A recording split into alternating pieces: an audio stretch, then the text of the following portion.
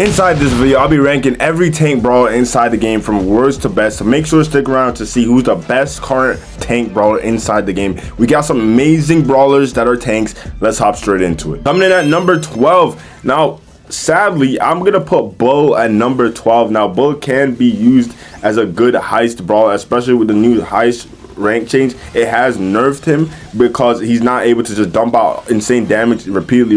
Eventually he's going to get that shield activated and then he's going to die, and he just feeds a lot, and it's just not a brawler that's strong in the meta currently. And he was only always just basically a heist brawler, maybe a brawl brawler at his peak, but other than that, he's not the same Bull he used to be. Coming in at number 11, we have Rosa. Now, Rosa is one of the more underrated brawlers in my opinion. She's very hard to kill with her hypercharged super. With that being said, there's just something about her. It's just she's easy countered, or there's just so much strong brawlers, or there's just once you break open the map, there's not much you could do to protect herself or bring value to the team. She's kind of like a better version of Doug in my opinion, even though she could have a lot of good use cases against squishy brawlers. She could just run them down in like bushy maps. That's the only time her use case is really high value, maybe like a double swoosh against like a squeak or something like that. So other than that, there's just better tank brawlers to pick against a Rosa and over a Rosa, and the other brawlers have more use cases than her. Coming in at number 10, now BB starts us off with the number 10 list, and the only reason she's number 10 over Rosa is because she has a few more use cases than Rosa. She could be a very good defender in certain heist maps. She could be really good at running down people.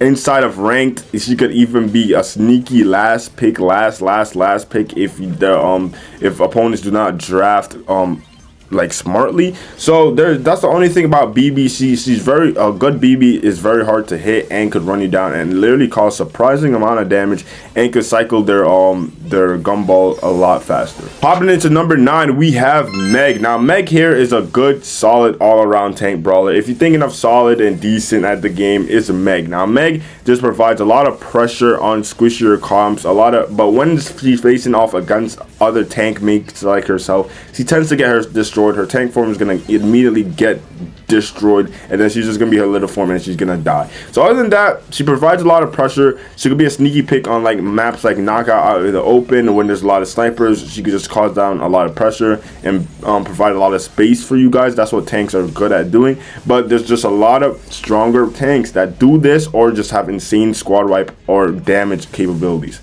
Now, Primo's at our number 8 list. Now, Primo's number 8 just because he counters tanks. He's a tank that counters tanks, and he counters a lot of tanks. He counters a lot of strong tanks, a lot of the tanks that are in the top 5 list. He literally hard smacks them around. So it's that's why we're kind of putting Primo up on higher the list, because he has the use cases, because he's the tank counters. So he's the big boy of the tanks when it comes to 1v1 matchups. But when it comes to him not facing tanks, he's a walking super hypercharged totem, and he's just gonna sell your team by charging the enemy team's super and hypercharged super and just walking around. Now, you could make some use cases of him in Brawl Ball just to be a goal scorer, but without that, he's pretty much doo-doo. You just want to play him against tanks. Other than that, Primo is no bueno. Coming in at number 7, we have Jackie. Now, Jackie is really strong in this meta, in my opinion, especially in ranked format where people tend to draft really poorly, especially in legendary rank.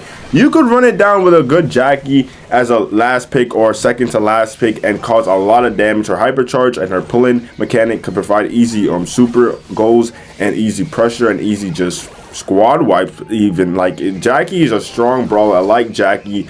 There is a lot of ways for her to be countered when versing against good players, but if you're just in legendary, mythic rank, even sometimes masters rank, and they're drafting poorly, Jackie could literally run them down. Next up, number 6, we have Draco. No, Draco got his recognition he deserved inside of the Brawl Cup, where the top pros played against each other. Draco is just a real good tank when it comes to staying alive, taking up space, being annoying, getting hard like to kill, and just being in the face of the enemies, and providing so much value, pressure, space, and just aggro for you and your team here. Now, that's what Draco does, and paired up with a support brawler like Barry or Byron, or back in the day it was Kit, he's literally invincible. And so that's what you guys love to do about Draco as a standalone brawler, and without his gadget he's absolutely bad.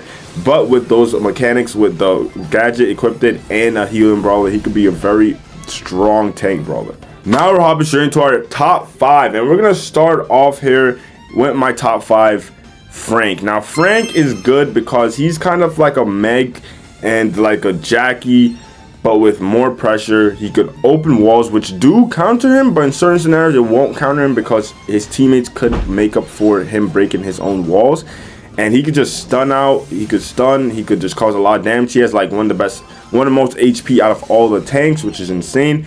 And he's just, his hypercharge could cause squad wipes, and he pros even love to play him. There's top pros like Semantic who love playing Frank, and he's just that strong for Brawler. He could just immobilize squishy brawlers, and the more HP he loses, the faster his attacks and damage ramps up, which is actually crazy. Coming at number 4, we have Daryl. Now Daryl just has so much use cases, as you guys say, kit Daryl, or just in general, especially knockout. You just waiting, like him and Buster, which is another brawler at the top of the tank list. They just wait until the zone comes in and knockout and provide a lot of value. He's also seen as a really good brawler in heist because he could be dive stars, or he could counter like brawlers like Miko and then dive on the safe. So it's really good seeing Daryl still get the love after his rework that he got a long time ago.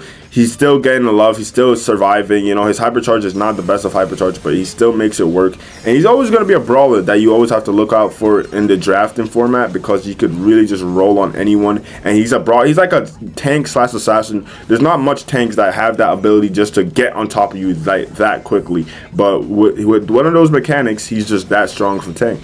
Coming into our top 3, now probably in my opinion the most played brawler this ranked season is Buster. Now Brawl Stars gave us 3 free brawlers. They gave us Chester, they gave us Piper, and they gave us Buster. And Buster 100% in my opinion is the most used brawler out of all of them. Maybe Chester is a close second, but this Buster spam this season has been absolutely atrocious. But sad to say, he's absolutely that good. All right, now his pull-in mechanic and his passively charged super mechanic just allows him to just get his super whenever. He doesn't have to fight or feed any damage to get his super, and it's literally insane that he doesn't have to do that, and he can just sit down in knockout, sit down in brawl ball, wait, be patient, and just push up, and then pull in squishy enemies, pull in enemies, pull in enemies that are using their super, and it deactivates their super or their attack animation. So he's very strong when it comes to that, and there's little you could do to stop him, especially paired up with a good team and an anti-tank to or a control brawler. It's hell going up against a Buster. So you especially this is like probably the most brawler you have to watch out for in terms of ranked drafted, because he's picked so frequently. The other brawlers might not be as picked frequently, or they might be banned already, but he goes off the ban list a lot of the times, and he gets picked up so much. Coming in our top 2, we have Ollie. Now Ollie is just waiting on a hypercharge to be king of the meta again, in my opinion, because once he gets a hypercharge, whether it gives him a shield, whether it makes his stun duration longer or faster until react and instantly charges it, whatever it is, it's going to be strong, because it's going to give him a stat boost, it's going to give him more health, it's going to give him more damage, it's probably going to give him speed. So it's going to be insane to see another Ollie terrorize the meta.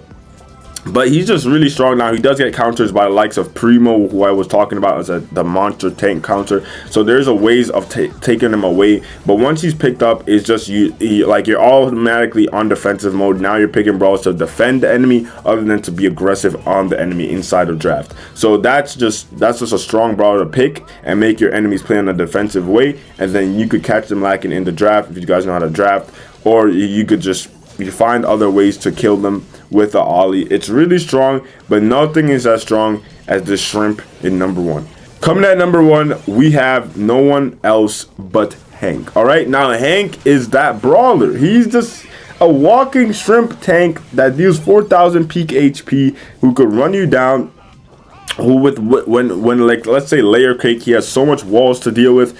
It's hard to kill him. It's hard to kill him. He has a super who he could press, he could snipe you down and heal, and it's super hard to kill him. Imagine like a 12k HP brawler running at you that could deal 4,000 damage a piece, and you just probably insta pick 2 snipers inside a bounty layer cake you're losing. It's nothing much you could do. And then paired up with a healer, I'd even say paired up with Genie. Let's say paired up with Genie, he could just pull in. So he just synergizes with such strong brawlers, and he himself is a strong brawler that he's going to be banned a lot, especially in the likes of Hot Zone, Bounty Layer Cake, even sometimes a lot of times in Brawl Ball, you've seen he's banned. He's that strong of a brawler.